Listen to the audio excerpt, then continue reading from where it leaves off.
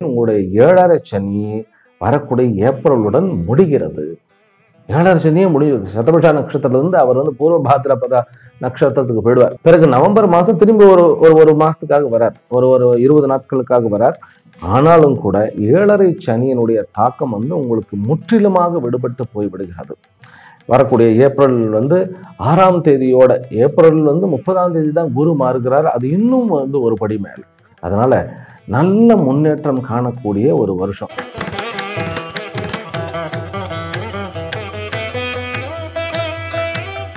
ஆறுக்குண்டானவன் எப்பொழுதுமே 11ஆம் இடத்துக்கு போனா நமக்கு கடனும் வியாதியும் எதிரிகளும் நீங்குவதுன்னு தான் இருக்கு. அதனால கடன் நீங்கி ஏற்கனவே ஆரம்பிச்ச அந்த பிசினஸ் நல்ல ஒரு அப்லிஃப்ட்மெண்ட் இந்த ஆரம்பத்திலிருந்து, இந்த வருஷத்தினுடைய ஆரம்பத்திலிருந்தே கிடைக்கிறது.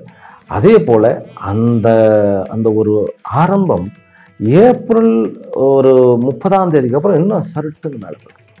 அதாவது கிளியரா சொல்ல போனா உங்களுடைய ராசிக்கு சூரியன் வரும்பொழுது இன்னும் நல்லபடியா டேக் ஆஃப் ஆகும். ஏனென்றால் அதை தான் மகர ஜோதின்னு சொல்றோம்.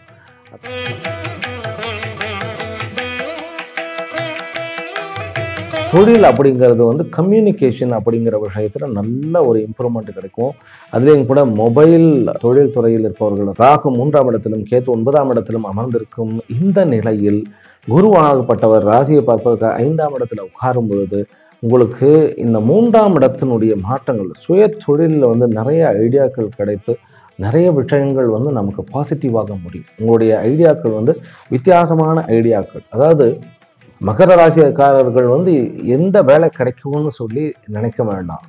வேலையை நாம் உருவாக்குவோம். ஒரு வேலையை நம்ம உருவாக்க முடியும். இந்த வேலையை அதே போல் கடன் வாங்கியிருக்கக்கூடிய அந்த கடன் நிலைமை கொஞ்சம் சில பேருக்கு ரொம்ப ஹெட்டாக்காக இருக்கும் மகர ராசி அன்பர்களுக்கு. அதற்காக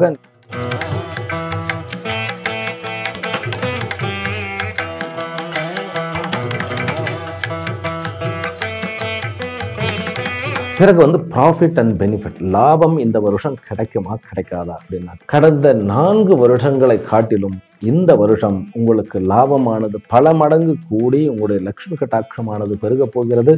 மனசில் அப்படியே பால் வார்க்கிற மாதிரி இருக்கும் நான் சொல்றதை பார்த்தா. ஏன்னா அப்படி ஒரு சுவாமிஜி இது நடந்துட்டாலே பெரிய காரியம் அப்படின்னாக்கா அது நடக்கும்.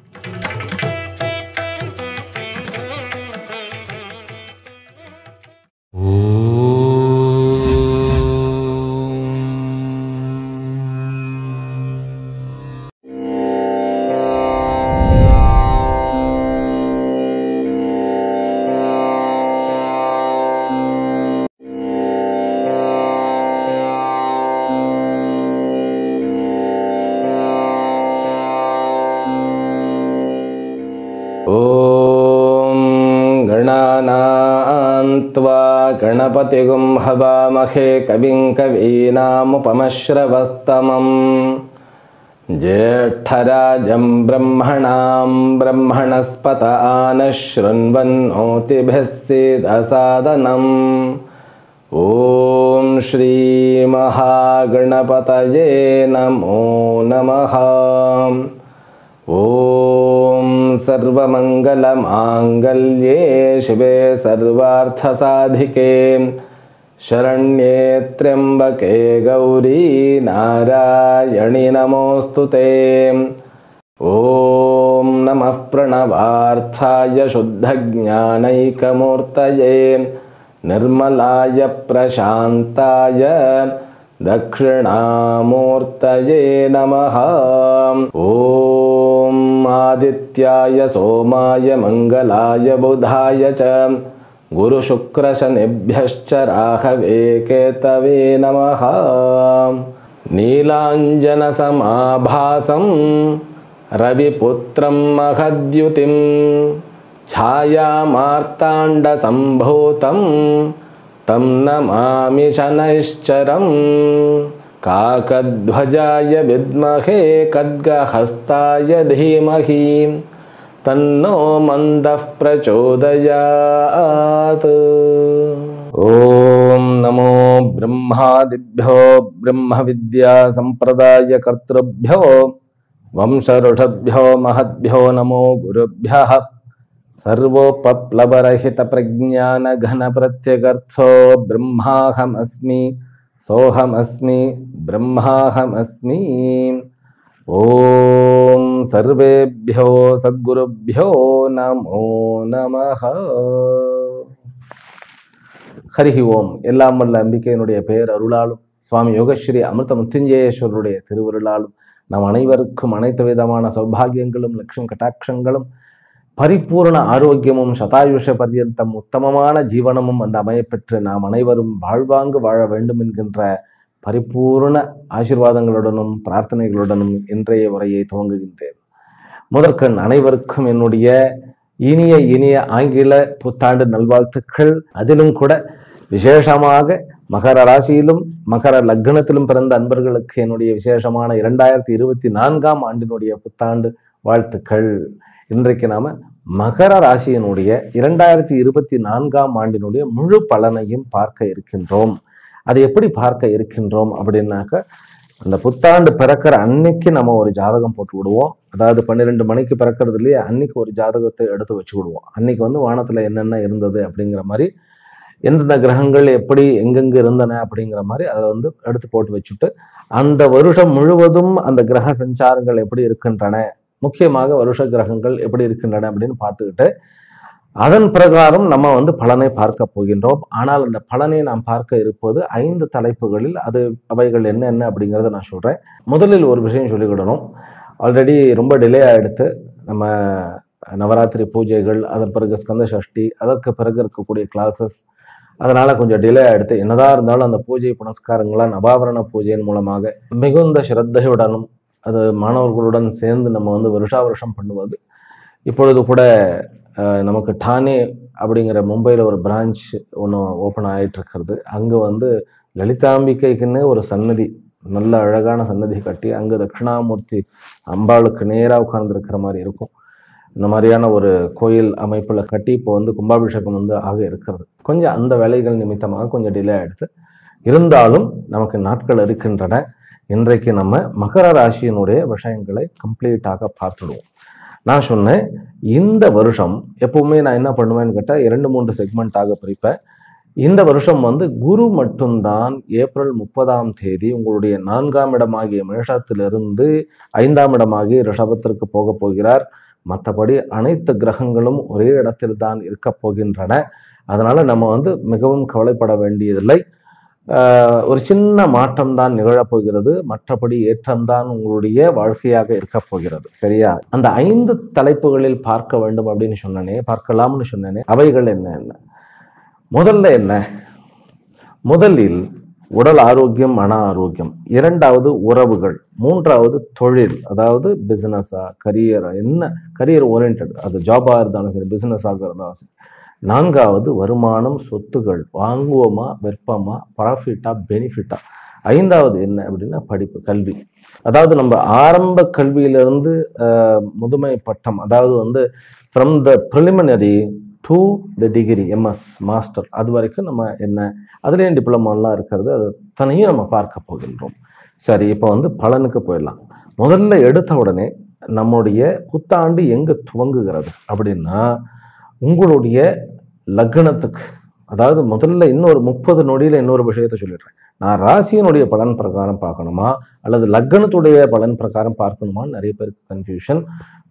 சிம்பிள் பாருங்க, மழை அனைவருக்கும் பெய்கிறது. அந்த மாதிரி இப்போ மகர ராசிக்காரர்கள்னாக்கா, அந்த மகரத்தில் ஜாதக கட்டத்தில் பார்த்தீங்கன்னா அந்த மகரத்தை முதலாக கொண்டீர்கள்னா அப்படியே அத்தனை பேருக்கும் ஒரே மாதிரி நடக்கும். ஆனால் மழை பெய்வது போன்று. ஆனால் லக்னம் வேறாக இருக்கும் பொழுது அந்த பெய்கின்ற மழை, அனைவருக்கும் பெய்கின்ற மழை ஒருத்தரை பாதிக்கிறது, இன்னொருத்தரை பாதிக்கிறது. அப்படிங்கும்போது இதே மகர லக்னத்துக்காரர்களாக அல்லது மகர ராசிக்காரர்களாக இருக்கலாம். ஆனால் அவர்களுக்கு வேறு லக்னமோ அல்லது வேறு ராசியாக இருக்கும் பட்சத்துல கொஞ்சம் பலன் மாறுபடும்.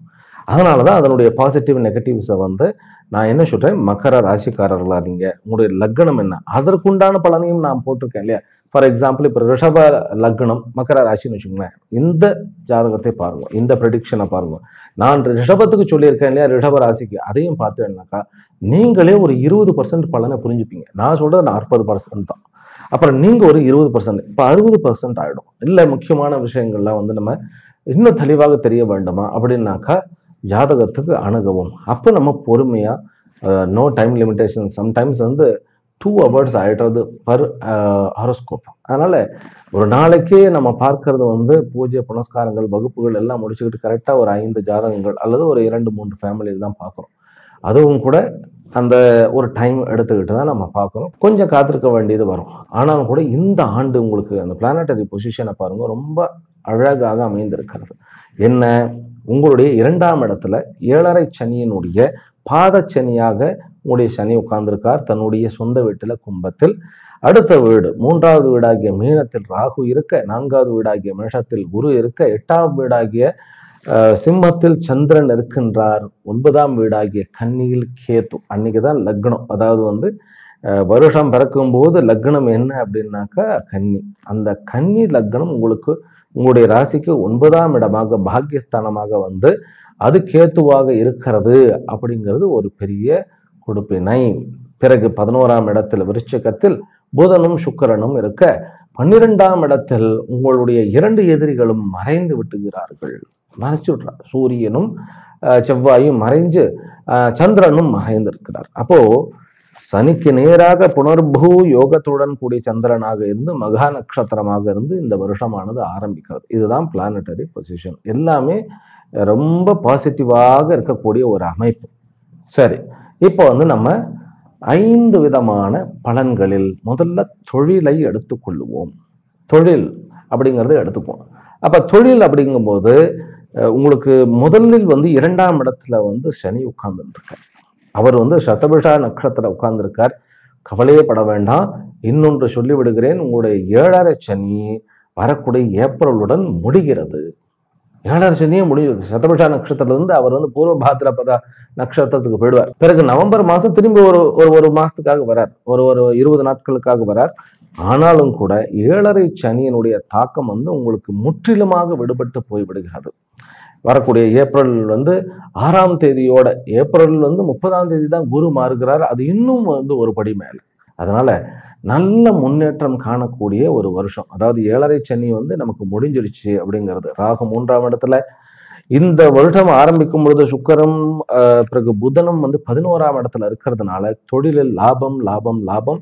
கடந்த வருஷங்களை காட்டிலும் இழந்த பொருட்கள், அப்புறம் பட்ட அவமானத்தினுடைய மருந்துகள் எல்லாமே சேர்ந்து உங்களுக்கு வந்து நல்ல லாபங்களை கொடுத்து ஆன்மீகமான முன்னேற்றமும் ஒரு நிறைநிலையும் அமைதியையும் உண்டாக்கக்கூடியதாக இந்த வருஷமானது அமைஞ்சிருக்கிறதுங்கிறதுல சந்தேகமே கிடையாது. அதனால தொழில் அப்படிங்கிற டாபிக்ல ஃபர்ஸ்ட் பார்க்குறோம் நம்ம. அப்போ தொழிலை வந்து நான் வந்து 2 விதமாக முதல்ல பிரிக்கிறேன். என்ன, சொந்த தொழில் அப்படிங்கிறது ஜாப். அந்த ஜாபுங்கிறது வந்து கவர்மெண்ட்டாக இருக்கலாம், பிரைவேட் செக்டராக இருக்கலாம், அது வந்து அப்ராடாக இருக்கலாம் அல்லது லோக்கலாக இருக்கலாம், அதாவது உள்ளூராக இருக்கலாம். இதில் மகரம்னு சொன்னாலே உழைப்பாளிகள் சந்தேகமே கிடையாது, பொறுமைசாலிகள் சந்தேகமே கிடையாது. அதே போல என்னதான் வந்து மகர ராசி அன்பர்களை வந்து நீங்க வந்து டார்ச்சல் கொடுத்தாலும், அவர்கள் அவஸ்தைப்பட்டாலும் கண்டிப்பாக மேலே வரக்கூடியவர்கள் மகர ராசி அன்பர்கள். வறுமை கோட்டுக்கு கீழே பிறக்கின்றவர்கள். நீங்க பார்த்தீங்கன்னாக்கா நிறைய ஏழைகளாக பிறந்து, அதாவது படிப்பதற்கும் கூட வீட்டில் எலக்ட்ரிசிட்டி இல்லாமல் தெருவனுடைய அந்த கம்பத்தில் வந்து அந்த போஸ்ட் லைட்டில் படிச்சுட்டு மேலே வந்து ஐஏஎஸ் ஐபிஎஸ் இந்த மாதிரி வந்து எல்லாமே வந்து மேலும் அந்த அரசியல் தலைவர்களாக, மேலும் வந்து மக்கள் தலைவனாக, பெரிய பெரிய ஒரு கல்வி ஸ்தாபனங்கள் வைத்து நடத்துபவராக, தொழிற்சாலைகள் வைத்து நடத்துபவர்களாக இருப்பவர்கள் மகர ராசி அன்பர்கள். அப்படிப்பட்ட ஒரு சூழ்நிலை வருகிறது. உங்களுடைய வாழ்க்கையை புரட்டி போடுவது, அதாவது பாசிட்டிவாக, அதாவது எதிர்பாராத விதமான ஒரு வாய்ப்புகள் கிடைச்சி நீங்க வந்து ஒரு ஏணிப்படி போன்று முன்னேறக்கூடிய ஒரு அமைப்பு. அதுதான் இந்த வருஷம். ஏனென்றால் வருஷம் ஆரம்பிக்கும் பொழுதே புதனும் சுக்கிரனும், அதாவது சுக்கிரன் வந்து தொழில்ஸ்தானாதிபதி, தொழில்ஸ்தானத்திலிருந்து 2ஆம் இடத்தில் இருக்கிறார். புதன் வந்து 6க்கு உண்டானவன், சொல்ல போனா 6க்கும் 9க்கும் உண்டானவன். அவர் வந்து 11ஆம் இடத்துல தன்னுடைய நட்சத்திரத்துல உட்கார்ந்துருக்க, சுக்கிரன் சனியினுடைய நட்சத்திரத்துல உட்கார்ந்துருக்க, சனி வந்து ராகுனுடைய நட்சத்திரத்துல உட்கார்ந்துருக்கார். அது ஒரு வகையில பாசிட்டிவ். அது உறவுகளுங்கும் போது சில செட்பேக்குகளை கொடுக்கலாமே ஒழிய பிசினஸ்னு வந்துட்டா அவ்வளவு அற்புதமான ஒரு விஷயத்தை உங்களுக்கு நடத்தி கொடுக்கும். ஆக சொந்த தொழில் செய்பவர்களுக்கு இது வந்து ஒரு லாபகரமான ஆண்டு என்பதில் சந்தேகமே இல்லை. அது வந்து மகரத்தினுடைய அந்த மகரத்திலே 3 நட்சத்திரங்கள் இருக்கு. நான் வந்து நட்சத்திரத்தின் பிரகாரம் தான் பலன் சொல்லி கொண்டு இருக்கின்றேன். ஏன்னா நட்சத்திரம் தான் இதுல மெயின். உத்தராஷாடா, சிரவணம், பூர்வ பாத்ரபதம். அதாவது உத்தராஷாடானா உத்தராட்டம், பிறகு சிரவணம் என்றால் திருவோணம், தனிஷ்டா என்றால் அவிட்டம். ரைட்டா? இந்த 3 நட்சத்திரங்களுக்கு உண்டான பலன்கள் தான் இப்ப நட்சத்திரத்தை சொல்லாமையே சொல்லிட்டு இருக்கேன். நீங்க பார்த்தீங்கன்னாக்கா அத்தனை கிரகங்களும் என்னென்ன நட்சத்திரத்துல உட்கார்ந்து இருக்கிறதுங்கிறத கால்குலேட் பண்ணி தான் நான் பண்ணிட்டு இருக்கேன். இப்பொழுது சொந்த தொழிலில் ஈடுபட வேண்டும் என்று நினைப்பவர்கள் இப்போ வந்து தொழிலை தொடங்கலாம். 4ஆம் இடத்துல குரு இருக்கின்றார். கடனை பெற்று நீங்கள் சொந்த தொழில் ஆரம்பிக்கின்றாம். 7ஆவது சனி போனதுனால நிறைய அவமானங்கள்லாம் இருக்கு, காயங்கள்லாம் இருக்கின்றது, மனசுல மன வருத்தங்கள்லாம் இருக்கிறது. இப்போ வந்து கொஞ்சம் முயற்சிக்கு உண்டான ஒரு அமைப்பு. அதாவது சனி வந்து ராகுனுடைய சதபிஷால கும்பத்துல உட்கார்ந்து அஸ்வினியில் உட்கார்ந்து இருக்கக்கூடிய குருவை பார்க்கிறார். அப்படிங்கும்போது சொந்த தொழில் என்பது கண்டிப்பாக நீங்கள் ஆரம்பிக்கலாம். ஆனால் கொஞ்சம் பொறுமையாக அதனுடைய வளர்ச்சி ஆகும். வெளிநாடு தொடர்பு கொண்டு ஆரம்பிங்க, வெளியூர் வெளிமாநிலங்களில் ஆரம்பிங்கள்.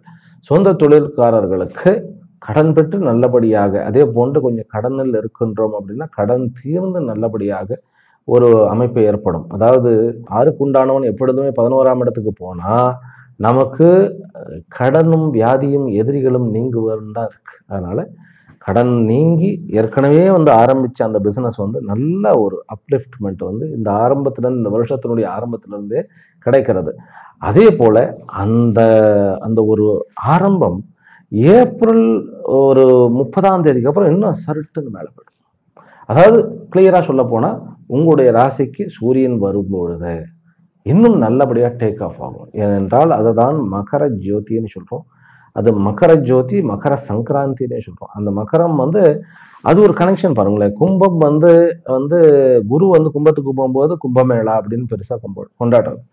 சனியினுடைய 2 சனின்னு அவ்வளோ கெட்டவர்னு அவ்வளோ இது சொல்றோமே, அந்த மகரத்துல வந்து சனியினுடைய வீட்டுல வந்து சூரியன் வரும்போது அது மகர சங்கராந்தி, உத்தராயணம்னு சொல்றோம். உத்தராயணம்னா என்ன? வெளிச்சத்திற்கு உண்டான மாதங்கள் அப்படின்னு சொல்றது. அதாவது வந்து இறந்த பிறகு நமக்கு வந்து 2 விதமான டிபார்ச்சர் இருக்கும். அதாவது இந்த உயிர் பிரிந்து அந்த உயிர் வந்து மேல் உலகத்தை அடையக்கூடிய பாதைகள் வந்து 2 விதமாக இருக்கு. அது மேல் உலகம்னு நம்ம எடுத்துக்க வேண்டாம். உயிர் பிரிந்த பிறகு 2 வகைப்பட்ட நிலையை நோக்கி நாம் பிரயாணிக்கின்றோம். ஒன்று வந்து சுக்லகதி, வெண்மையான பாதை. இன்னொன்று வந்து கருப்பு, கிருஷ்ணகத்தின்னு சொல்றது. அதாவது வந்து மங்களான பாதை அப்படின்னு சொல்றது. மங்களான பாதை மீண்டும் பிறக்க வைக்கும். சுக்லகதி வந்து நம்மை மேன்மையானவனாக மாற்றும். அதனால நம் மகரம் என்பது ரொம்ப முக்கியமான இடம். காலபுருஷ தத்துவத்தினுடைய முழங்கால்களை குறித்தாலும் கூட முழங்கால்கள் அப்படிங்கிறது சரீரத்துல ஒரு பெரிய ஒரு அந்த பாதையை தானே குறிக்கிறது. அதனால நடக்கக்கூடிய அந்த ஒரு அமைப்பை தானே குறிக்கிறது. அதனால மகரமும் கும்பமும் சமுதாயத்தில் மிக முக்கியமான அங்கங்கள் வகிக்கின்றன. அதனால உங்களுடைய தொழிலில் வந்து நல்ல இம்ப்ரூவ்மெண்ட் கிடைக்கும், நல்ல வேலைக்காரர்கள், நல்ல ஒரு பார்ட்னர்ஷிப் எல்லாமே கிடைக்கும். சரி, இன்னும் கொஞ்சம் பொறுமையாக நம்ம வந்து ஏப்ரல் வந்து 6ஆம் தேதி தாண்டிட்டோம்னா சனி வந்து பூர்வ பாத்ரபதம் என்கின்ற பூரட்டாதிக்கு வருவார். அது வந்து குருவனுடைய நட்சத்திரம். அந்த நேரத்தில் ஒரு 10 நாள்ல குரு வந்து 5ஆம் இடத்துக்கு ரிஷபத்துக்கு போன உடனே உங்களுடைய ராசியை பார்ப்பார், லாபஸ்தானத்தை பார்ப்பார். ஃபினான்ஷியலா you will become sound enough. அதுதான் வேணும். அந்த ஃபைனான்சியல் ஸ்டெபிலிட்டி இருந்தால் தான் ஒருவருடைய லைஃப்ல வந்து இன்செக்யூரிட்டி குறையும். அந்த மாதிரி அந்த நிலை இந்த வருஷத்தில் வருகிறது அப்படிங்கிறது ஒரு பெரிய சந்தோஷம். இன்ஃபேக்ட் வந்து இந்த சனி வந்து பூர்வ பாத்ரபத, அதாவது புரட்டாதிக்கு போகும்போது எல்லாருக்கும் ஒரு வீடியோ போடணும்னு நினைக்கிறேன் நான். ஏன்னா சனி ஒருத்தர் தான் வந்து ஒரு நட்சத்திரத்துல போய் உட்கார்ந்துட்டாருன்னா அவர் அந்த 3 வீட்டையும் பார்த்துட்டு, அதாவது சனி வந்து உட்கார்ற வீடு கும்பம், கும்பத்துக்கு 5ஆம் வீடு மிதுனம், மிதுனத்துக்கு 5ஆம் வீடு வந்து துலாம். இப்போ இந்த கும்பத்துல சத்தபிஷா இருக்கா, மிதுனத்துல ஆர்திரா இருக்கா, துலாம்ல வந்து சுவாதி இருக்கா, இது 3 ராகுனுடைய நட்சத்திரம். இந்த ராகுனுடைய நட்சத்திரத்துல உட்காரக்கூடிய சனி இந்த 3 வீட்டையும் முதல்ல வந்து கபலீகரம் பண்ணிடுவார். அது இல்லாம ராகு எங்க உட்கார்ந்து இருக்கிறாரோ அதுக்கேற்ற மாதிரி அவர் வந்து தாக்கத்தை உண்டாக்குவார். அப்படிங்கும் பொழுது அதே நேரத்தில் நம்ம ராகு எங்க உட்கார்ந்து இருக்கிறாருன்னு பார்க்கணும். அது வந்து ராகு வக்கர கிரகம் என்பதனால் அதையும் கவனித்து பிறகு அந்த குருவனுடைய அமைப்பை பார்க்கணும். அதனாலதான் இப்படி எல்லாம் பார்க்கும் பொழுது இந்த வருஷம் மேன்மையை, மிக மிக மேன்மையை தரும். வரக்கூடிய ஏப்ரல் அந்த வருஷம் தொடங்கி 4வது மாதத்திலேயே அந்த குரு வந்து 5ஆம் இடத்துல உட்காரும் பொழுது நிறைய மாற்றங்கள் நடக்கும். என்ன நடக்கும்? உங்களுடைய ராசியை பார்க்கிறார். உங்களுடைய ராசியை மட்டுமல்ல, உங்களுடைய லாபஸ்தானத்தையும் பார்க்கிறார். உங்களையும் பார்த்து பிறகு 3ஆம் இடமாகிய ராகுவையும் பார்க்கிறார். ஸோ நிறைய விஷயங்களை அவர் மாற்றிடுவார். நிறைய இந்த சனியினுடைய தாக்கம் வெகுவாக குறைஞ்சிடும். அதற்கப்புறம் ஏப்ரலுக்கு அப்புறம் வந்து உங்களுடைய லைஃப்பில் வந்து 7.5 சனி இல்லை. நான் மீண்டும் மீண்டும் ஏன் சொல்கிறேன்னாக்கா, 7.5 சனி வந்து ஏற்படுத்தக்கூடிய வடு வந்து மாறாதது. அது சரீரத்தில் வடு நீர்னாலும் கூட அது ஒரு காலகட்டத்தில் வந்து அப்படியே அந்த வடுக்கள் வந்து கொஞ்சம் அதாவது கொஞ்சம் மாறி ஒரு நார்மலிட்டிக்கு வர மாதிரி தெரியும். ஆனால் சனியினால் ஏற்பட்ட வடு மனதிலும் புத்தியிலும் அறிவிலும் இருக்கிறது இல்லையா, அந்த அடி வந்து ரொம்ப ரொம்ப ரொம்ப வலிக்கும். அதனால் அந்த வலிக்கு மருந்தாக குருவனுடைய மாற்றம் அமைகிறது. தொழிலில் ஏற்றம். சரி, எந்த மாதிரியான தொழில் அப்படின்னா, இதில் வந்து நிறைய விஷயங்கள் இருக்கிறது. ஒருவருடைய லக்னத்தை பொறுத்து, ராசியை பொறுத்து, 10ஆம் இடம், 2ஆம் இடம், 5ஆம் இடம் இவைகளை பொறுத்து மிக அதிக சுபத்துவம் பெற்ற ஒரு கிரகத்தை பொறுத்து தான், அதுவும் தசாபக்தியுடைய துணை கொண்டு ஒருத்தருடைய தொழிலை நிர்ணயம் பண்றோம். இருந்தாலும் இப்போ வந்து யாருடைய தொழில்கள் அப்படின்னாக்கா, இந்த ஜாதகத்தின் பிரகாரம் கல்வி ஸ்தாபனங்கள், அப்புறம் வந்து தொழிற்சாலைகள் வைத்து நடத்துபவர்கள், அதாவது news media channels, newspaper, இவர்கள் மக்களுக்கு தொண்டாட்ட வேண்டும் என்கின்ற அரசியல் தலைவர்கள், பிறகு mechanical engineering and mechanical orient shop வச்சு நடத்துபவர்கள், வேளாண்மை செய்பவர்கள், இவர்களுக்கு அத்தனை பேருக்குமே நல்ல வாழ்க்கை. அது இல்லாமல் சில டீச்சர்ஸ் எல்லாம் இருப்பா பார்த்தீங்கன்னா, லாபமே நோக்கம் கிடையாது, ஒரு ஏணிப்படியாகவே இருப்பார்கள். அந்த மாதிரியான ஆச்சாரியர்களுக்கு நல்ல சன்மானமும் அவர்களுக்கு நன்மதிப்பையும் கொடுக்கக்கூடிய காலகட்டம் இது. சரி, இப்போ வந்து அடுத்தது ஜாபுக்கு போடுவோம். ஜாப்ல வந்து கவர்மெண்ட் ஜாபை முதல்ல பார்க்கலாம். கவர்மெண்ட் ஜாப் கிடைக்குமா எனக்கு அப்படின்னா, நீங்கள் வந்து ஒரு மக்களோடு சேர்ந்து பணியாற்றக்கூடிய வேலைகளான ஒரு மாதிரி டிராஃபிக் போலீஸ்ல இருந்து, போலீஸ் கிடையாது, டிராஃபிக் போலீஸ், அப்புறம் வந்து கார்பரேஷன் ஒர்க்கு, அப்புறம் வந்து ஈவன் வந்து கவுன்சிலராக நிற்பது, இதுக்கத்தனைக்குமே உங்களுக்கு இந்த மாதத்தினுடைய, இந்த வருஷத்தினுடைய ஆரம்பத்திலேயே நல்ல பலன் இருக்கிறது. ஓகே, நான் கவர்மெண்ட் ஜாபுக்கு ட்ரை பண்ணணும் அப்படின்னா, உங்களுக்கு மே மாதத்திலிருந்து கவர்மெண்ட் ஜாபுக்கு உண்டான வாய்ப்புகள் கூட இருக்கின்றன. சரி, இந்த ஐஏஎஸ் ஐபிஎஸ் இதெல்லாம் வந்து நான் வந்து படிப்பில் சொல்லிடுறேன். இருந்தாலும் அந்த கவர்மெண்ட் ஜாபுக்கு மே மாதத்திலிருந்து 1 வருஷம் நமக்கு நல்ல கேரண்டி இருக்கிறது. அப்புறம் வந்து ஒரு டாக்டராக மாறணும், அதாவது வந்து சர்ஜனா இல்லாமல் ஒரு டென்டிஸ்டாக மாறலாம், ஒரு டெர்மட்டாலஜிஸ்டாக மாறலாம், எலும்பு சம்பந்தப்பட்ட விஷயங்கள் இருக்கக்கூடியவர்களுக்கு மாற முடியும். இல்லை நான் வந்து இந்த ஸ்கின் டிசீஸ் பார்க்குறோம் இல்லையா, அதான் டெர்மட்டாலஜி சொல்லிட்டேன். அப்போ இதுக்கு அத்தனைக்கும் கவர்மெண்ட் ஜாபுக்கு வந்து உங்களுக்கு நல்ல அனுகிரகம் இருக்கிறது. பிறகு பிரைவேட் ஜாப்ஸ். பிரைவேட் ஜாப்ல வந்து முதல்ல நான் ஒரு விஷயம் பார்க்குறேன். உங்களுடைய இது வந்து ராசி பலன், உங்களுடைய லக்னம் மிதுனமாக இருந்து அல்லது கன்னியாக இருந்து, அல்லது நீங்கள் மகர லக்னத்துக்காரர்களாக இருந்து மிதுனமும் கன்னியும் உங்களுடைய ராசியாக இருந்தால், கம்ப்யூட்டர் உலகத்துல நீங்கள் ஒரு புதிய கண்டுபிடிப்பை உண்டாக்க போகின்றீர்கள். ஆனால் அதனுடைய பேட்டர்ன் வந்து அடுத்தவர்கள் தட்டி கொண்டு பறித்து கொண்டு போவதற்கு வாய்ப்பு இருக்கு. இந்த மகரத்துக்கு மட்டும்தான் எப்பயுமே உழைச்சி பேரை மட்டும் இன்னொருத்தர் வாங்கிட்டு போயிடுவார். அதனால ஜாக்கிரதையாக இருங்கள். நல்ல ஒரு வாய்ப்பு இருக்கிறது. கொஞ்சம் கஷ்டம் இருக்கும், கமெண்ட்ஸ் எல்லாம் நிறைய எதிர்கொள்ள வேண்டிய ஒரு விஷயம் வரும். இதே மகரத்துல வந்து குருவனுடைய சம்பந்தம் இருந்தது, அதாவது மீன ராசி அல்லது வந்து தனுர் ராசி அல்லது தனுர் லக்னம், இந்த மாதிரியான ஒரு காம்போ இருந்தால் அவர்கள் ஒரு டிபார்ட்மெண்ட்டுக்கு வந்து ஒரு ஹெச்ஆர்ஓ அல்லது டீம் லீடராகவோ வந்து போக முடியும். அப்புறம் பிரின்சிபலாக கூட வந்து பதவி உயர்வு அவர்களுக்கு கிடைக்கும். சரியா, இது வந்து ஒரு ஸ்பெஷலாக நான் பார்க்குறேன். இதுதான் வந்து தொழில். பிரைவேட் செக்டரில் வெளிநாட்டுக்கு போகலாமா உள்ளூர்லையா அப்படின்னாக்கா, சனி வந்து சதபுஷாவில் இருக்கிற வரைக்கும் தாராளமாக வெளிநாட்டுக்கு போய் வருவது மிகவும் மிகவும் நன்மை பறக்கும். தொழில் நிமித்தமாக வெளிநாட்டில் இருந்து வேலை செய்பவர்கள், அதுலேயும் வந்து அரப்ஸில் இருப்பவர்களுக்கு கொஞ்சம் கஷ்டமாக இருக்கிறது. கீழே நாடுகளில் இருக்கக்கூடிய, அதாவது வந்து உங்களுக்கு சிங்கப்பூர், மலேசியா இந்த மாதிரி இருக்கக்கூடியவர்களுக்கு ஒரு நல்ல ஒரு காலகட்டம். ஏன்னா குரு வந்து உங்களுடைய ராசியை பார்க்க போகிறார், கிழக்க பார்க்க போகிறார், அவர் வந்து அங்கே உட்கார போகிறார் போது கிழக்கு நாடுகளில் இருப்பவர்களுக்கு இது ஒரு நல்ல ஒரு அமைப்பு, அவர்களுக்கு ஒரு நல்ல வளர்ச்சியானது உண்டாக போகிறது. சரி, இது வரைக்கும் வந்து ஓரளவுக்கு நம்ம பார்த்துட்டோம். ஜாதகம் இருந்தால்தான் எந்த தொழில் என்ன ஏதுன்னு சொல்லி தெரியும். தொழில் அப்படிங்கிறது வந்து கம்யூனிகேஷன் அப்படிங்கிற விஷயத்துல நல்ல ஒரு இம்ப்ரூவ்மெண்ட் கிடைக்கும். அதுலேயும் கூட மொபைல் தொழில் துறையில் இருப்பவர்கள் ராகு 3ஆம் இடத்திலும் கேத்து 9ஆம் இடத்திலும் அமர்ந்திருக்கும் இந்த நிலையில் குருவாகப்பட்டவர் ராசியை பார்ப்பதற்கு 5ஆம் இடத்துல உட்காரும் பொழுது உங்களுக்கு இந்த 3ஆம் இடத்தினுடைய மாற்றங்கள் சுய தொழிலில் வந்து நிறைய ஐடியாக்கள் கிடைத்து நிறைய விஷயங்கள் வந்து நமக்கு பாசிட்டிவாக முடியும். உங்களுடைய ஐடியாக்கள் வந்து வித்தியாசமான ஐடியாக்கள். அதாவது மகர ராசிக்காரர்கள் வந்து எந்த வேலை கிடைக்கும்னு சொல்லி நினைக்க வேண்டாம். வேலையை நாம் உருவாக்குவோம்.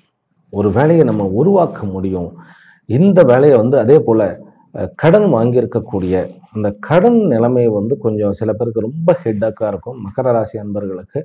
அதற்காக நீங்கள் வழிபட வேண்டிய தெய்வம் என்ன அப்படின்னா கால பைரவர். தேய்பிரை அஷ்டமிக்கு வந்து கால பைரவரை போய் வழிபட்டு விட்டு வாருங்கள். அது வந்து உங்களுக்கு பெரிய ரெமடியாக இருக்கும். சனிக்கிழமைகளில் நீங்கள் வந்து பைரவர் கோயிலுக்கோ அல்லது காளி, அதாவது உக்கிரமான காளியம்மன் கோயிலுக்கோ போய் வாருங்கள், உங்களுக்கு நன்மை பயக்கும். சரி, இதில் வந்து தொழிலில் காம்படிஷன் நிறைய இருக்குது, எனக்கு போராட்டம் நிறைய இருக்குன்னாக்கா டோன்ட் கெட் பேக். ஏன்னா உங்களுக்கு வெற்றியானது காத்து கொண்டு இருக்கிறது. உழைப்பை மட்டும் நீங்கள் கொடுங்க. ரைட்டா? கோயிலுக்கு போயிட்டு வாங்க. அப்பப்போ வந்து திருப்பதிக்கு போயிட்டு வாங்க. முடிஞ்ச அளவுக்கு திருப்பதிக்கு போயிட்டு வாங்க. திருப்பதிக்கு போயிட்டு நீங்கள் முடியை காணிக்கையாகவும் கூட செலுத்தலாம். மாதம் ஒரு முறை இந்த சனி வந்து ராகுல உட்கார்ந்துருக்கிறதுனால ஸ்கின் சம்பந்தப்பட்ட வியாதியில் இருப்பவர்கள், கால்கள் சம்பந்தப்பட்ட கால் ஊனம் பெற்றவர்கள், அதாவது மாற்றுத்திறனாளிகள்னு நம்ம சொல்லலாம், அவர்களுக்கு ஏதாவது ஹெல்ப் பண்ணிகிட்டே இருங்க. உங்களுக்கு இருக்கக்கூடிய அந்த பிரச்சனைகள் வெகுவாக குறையும். இது பிசினஸ் சம்பந்தப்பட்டது பார்த்தாச்சு. பிறகு வந்து ப்ராஃபிட் அண்ட் பெனிஃபிட், லாபம் இந்த வருஷம் கிடைக்குமா கிடைக்காதா அப்படின்னா, கடந்த 4 வருடங்களை காட்டிலும் இந்த வருஷம் உங்களுக்கு லாபமானது பல மடங்கு கூடி உங்களுடைய லக்ஷ்மி கட்டாட்சமானது பெருக போகிறது. மனசுல அப்படியே பால் வார்க்கிற மாதிரி இருக்கும் நான் சொல்றதை பார்த்தா. ஏன்னா அப்படி ஒரு சுவாமிஜி இது நடந்துட்டாலே பெரிய காரியம் அப்படின்னாக்கா அது நடக்கும். அதனால உண்மைதான், சந்தோஷமாக இருக்கும். அது கேட்கும்போதே ஒரு சந்தோஷமாக இருக்கும். ப்ராஃபிட் இருக்கிறது. சரி, எதில் நான் ஜாக்கிரதையாக இருக்க வேண்டும் அப்படின்னா, ஷேர் மார்க்கெட்டில் எந்த ஷேரும் மாற்ற வேண்டாம், அவ்வளோதான். அதே போல் யாருக்கும் வாக்குறுதி கொடுக்க வேண்டாம். ஒரே ஒரு விஷயம், நம்ம பேசும்போது லூஸ் டாக் கூடாது. அதுவும் நண்பர்களுக்கு இடையில் லூஸ் டாக் கூடாது. நண்பர்கள் பார்ட்னராக இருக்கும் பொழுது அவர்களோட லூஸ் ஸ்டாக் கொடுக்கவே வேண்டாம். அது வந்து உங்களுக்கு விபரீதமாக முடியும். சரி, இப்போ இதில் வருமானத்தில் வந்து சொத்துக்கள் அப்படின்னு இருக்கு. அசையும் சொத்துக்கள், அசையா சொத்துக்கள் இருக்கு. பூர்வீக சொத்துக்கள்னு ஒன்று இருக்கு. நான் சம்பாதிக்கிற சொத்துக்கள்னு இருக்கு. அந்த சொத்துக்கள் வந்து 2 விதம். அசையும் சொத்துக்கள், அசையா சொத்துக்கள் அப்படின்னு இருக்கிறது. பூர்வீக சொத்துக்கள் வந்து உங்களுக்கு வந்து உங்களிடம் இருக்கும், ஆனால் வந்து உங்களால் பயன்படுத்த முடியாது. புதிதாக பூர்வீக சொத்து வருமா அப்படின்னா தந்தை வழி வரக்கூடிய சொத்துக்கள் வந்து அமைவதற்கு வாய்ப்புகள் நிறைய இருக்கிறது. அதனால இப்போ இந்த பூர்வீக சொத்துக்களை வந்து நீங்கள் டீல் பண்ண போறதில்ல, பண்ணவும் வேண்டாம். ஆனால் அந்த சொத்துக்கள் வரவு இருக்கிறது, அது ஒரு பெரிய கிஃப்ட். நான் சொத்தை சம்பாதிப்பேனா அப்படின்னாக்கா இது வரைக்கும் உள்ளது வந்து போகாமல் இருந்ததே பெரிய அதிசயங்கிற மாதிரி வாழ்ந்துட்டோம்.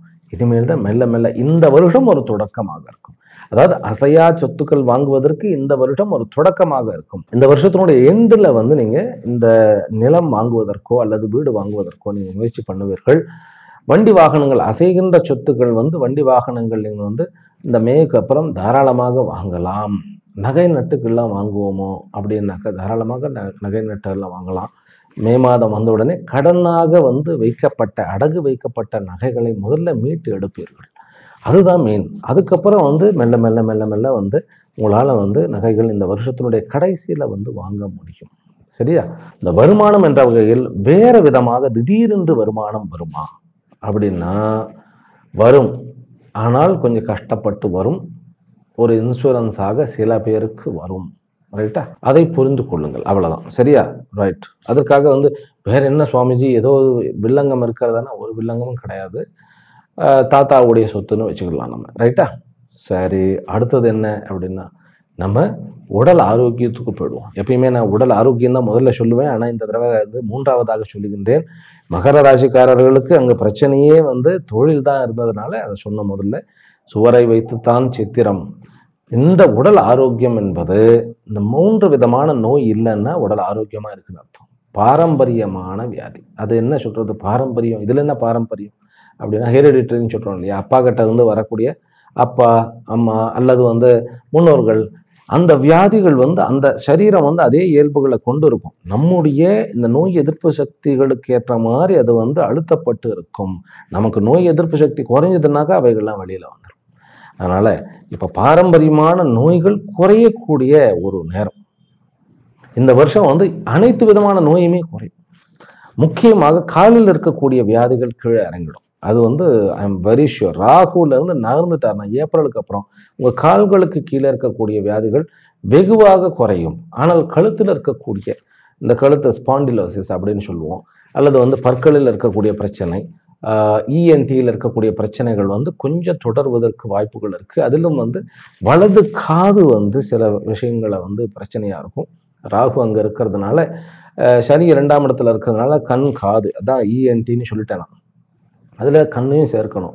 இந்த பிரச்சனைகள் வந்து போவதற்கு சான்சஸ் இருக்கு. ஸ்கின் டிசீஸ் வந்து குறைந்து நலம் பெறுவதற்குண்டான அமைப்பு இருக்கு. ஆக பாரம்பரிய ஹெரிடிட்டரி டிசீஸ், லாங் டேர்ம் டிசீஸ்ன்னு சொல்லக்கூடியது வந்து குறைந்து நல்லபடியாக குணம் காண்பீர்கள். பிறகு வந்து ஸ்கின் டிசீஸ் குணமாகும். பிறகு வந்து 6ஆம் இடத்துக்கு உண்டான இந்த லங்ஸ், ஷோல்டர் இந்த மாதிரியான சுவாச சம்பந்தப்பட்ட விஷயங்களிலும் முற்றிலும் குணம் அடைவீர்கள். நான் எதுல ரொம்ப ஜாக்கிரதையாக இருக்கணும் அப்படின்னாக்கா, ஐ எம் வெரி ஷியோர், பழைய பொருட்களை சாப்பிடாதீர்கள். சமைச்சு 3 மணி நேரம் ஆயிடுத்துனாக்கா சாப்பிட வேண்டாம். அதில் வந்து என்ன, பிரெட்டு, கேக்கு, பிஸ்கட்டு, அதுவும் இல்லாமல் வந்து கேனடு ஃபுட்டு, அதாவது வந்து கேனில் வந்து டின்னில் வந்து அடைச்சி வச்சுருக்காங்க இல்லையா, இதெல்லாம் வந்து உங்களுக்கு மிகவும் மிகவும் எதிரி. 2ஆம் இடத்துல சனி ராகுனுடைய அந்த நட்சத்திரத்தில் உட்கார்ந்துருக்க, ராகு வந்து 3ஆம் வீடு. இப்போ 3ஆம் வீடுங்கிறது முயற்சி ஸ்தானம். எதில் பண்ணாலும் நம்ம முயற்சி எடுப்போம். அப்படிங்கும்போது அந்த சாப்பிட்றதுலையும் வந்து கண்ட மணிக்கு சாப்பிட்டோம்னாக்கா ஹெல்த் ஸ்பாயில் ஆகிடும். சனிக்கும் ராகுக்கும் ஆகவே ஆகாது.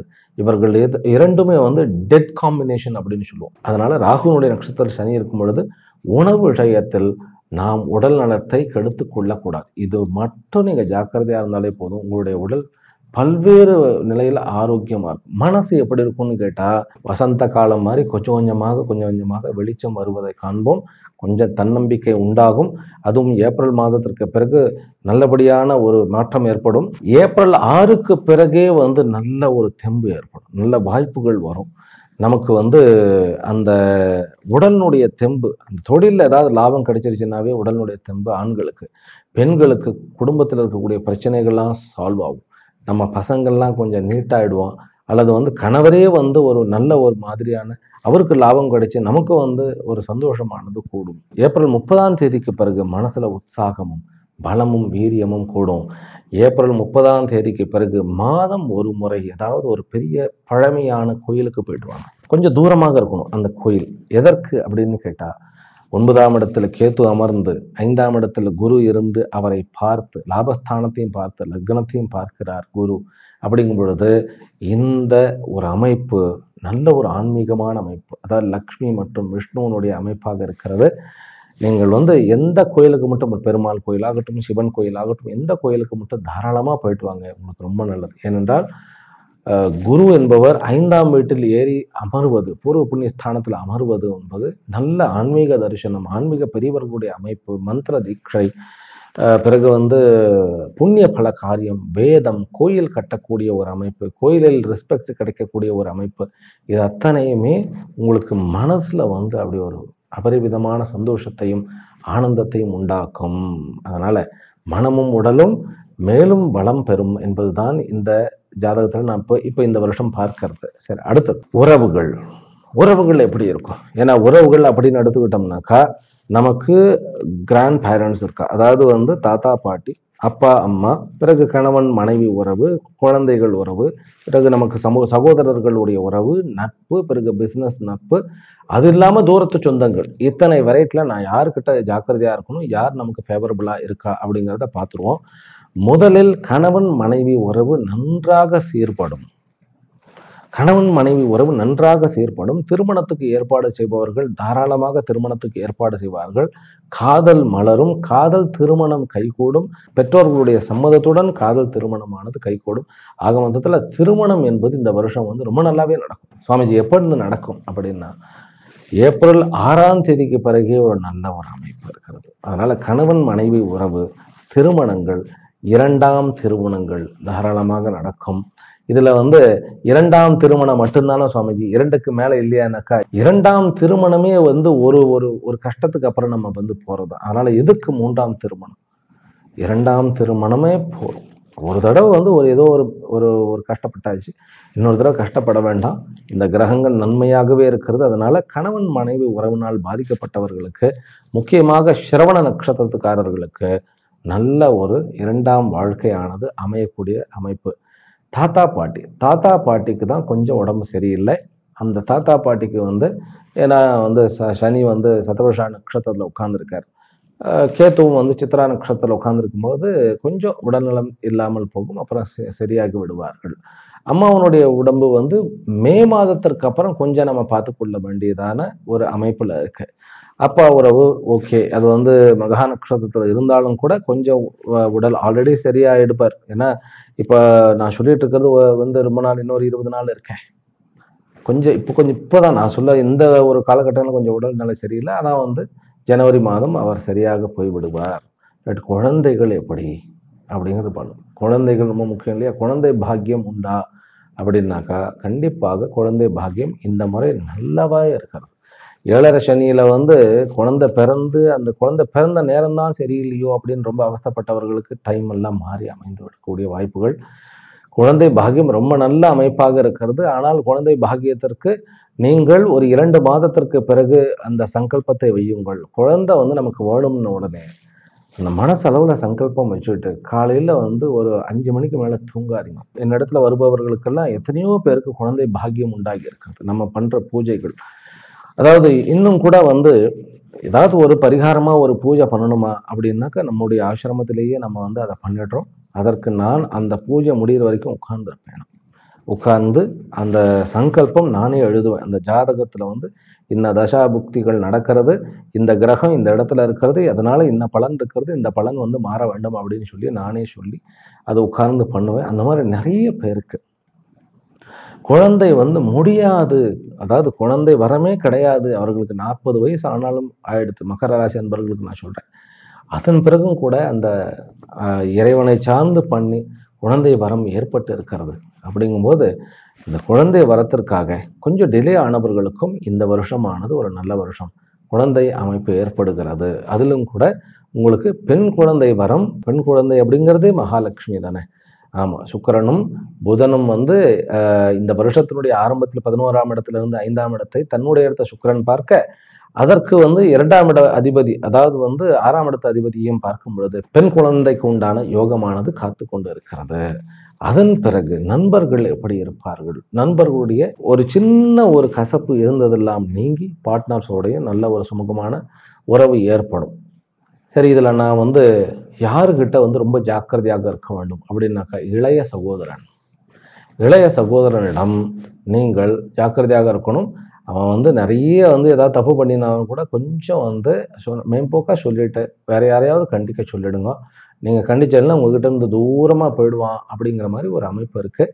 ஆனால் மூத்த சகோதரிகள் உங்களுக்கு மிகவும் ஒரு ஹெல்ப்ஃபுல்லாக, ஃபினான்ஷியலாகவே மிகவும் ஹெல்ப்ஃபுல்லாக இருப்பார்கள்.